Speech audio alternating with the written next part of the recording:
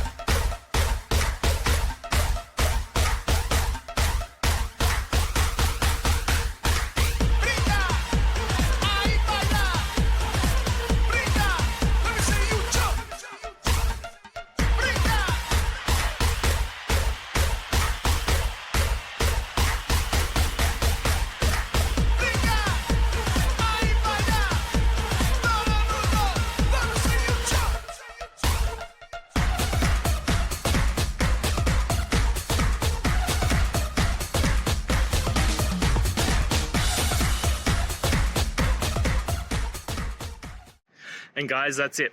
I hope this video has helped you and get you through to that resolution you needed. If it did, please, I'd appreciate it if you hit subscribe. Now, until the next time that you need technical help, I hope you have a good one.